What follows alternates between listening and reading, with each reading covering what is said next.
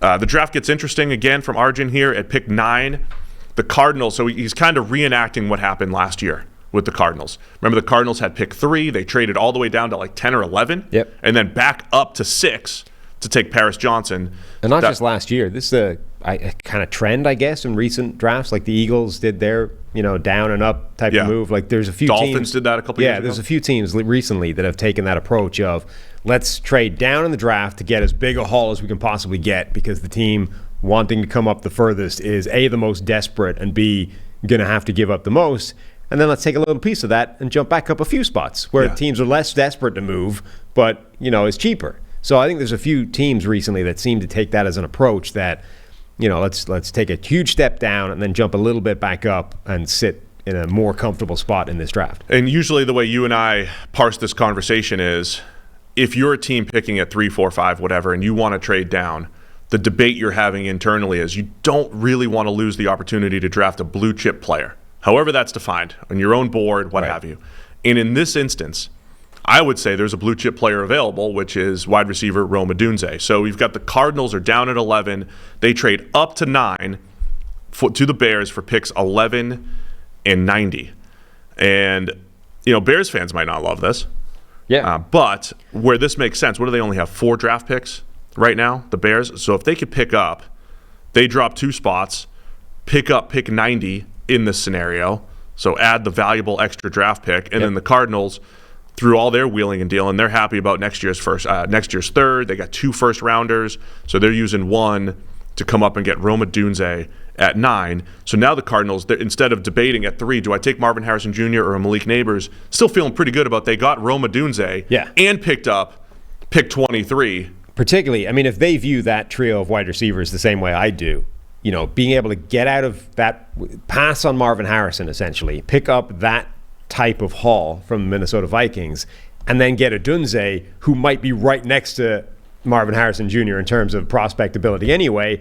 And when you're talking about 3 guys like that, history tells you that even if you love 3 guys in a very similar level, the chances are that you've correctly identified which one of the 3 will be the best player is minimal. So if you are in a position to be able to pass on one of them, pick up extra draft picks and then draft another one, that's absolutely the roll of the dice you should be making. And for Arizona, that would be for the second year in a row, right? We would be coming out of this going, fantastic business. I would really like this draft for Arizona. I don't even know who they pick at 23. I don't remember. I glanced at it, but we'll see what they pick at 23. I would love this for Arizona. Again, picking one of those top 3 receivers and sneaking an extra wide receiver in there. I just went and looked.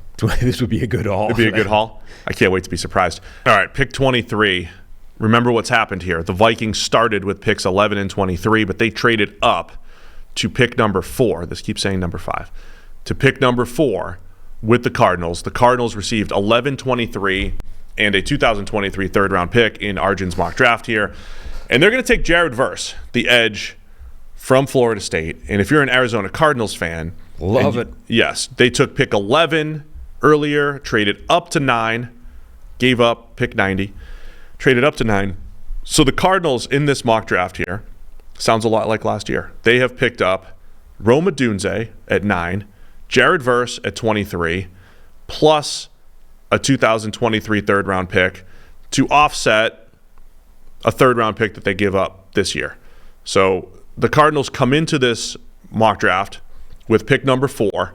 They come out of it washing 2 third-round picks, but coming out of it with Jared Verse and Rome Odunze.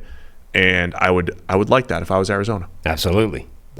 This would be an absolute home run. They come out of it with one of the top 3 receivers, picking up extra draft capital to make it happen, and then with the second first rounder now, you get a guy who is not.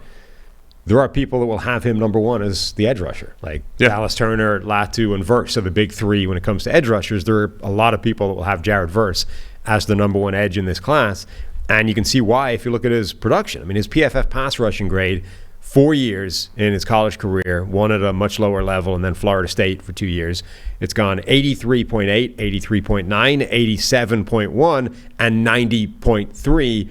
So he got better as his college career went on. He got better when he went to the higher level of competition, and last season was his best season with 50-plus pressures, a pass rushing grade of 90.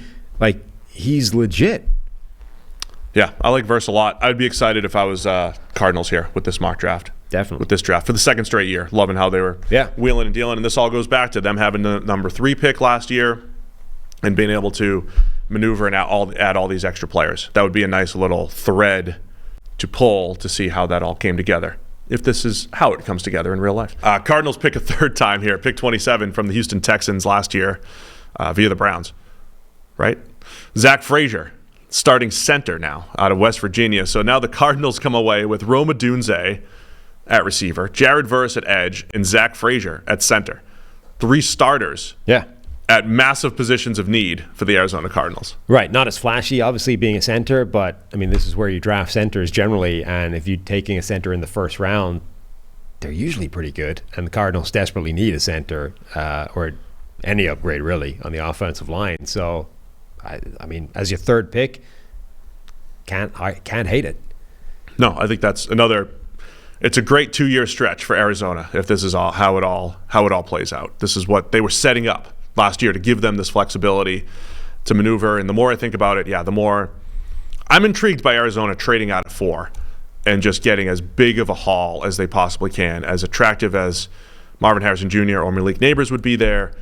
Trade down, get this big haul, fill multiple spots on a team that really needs it the way the roster is constructed right now.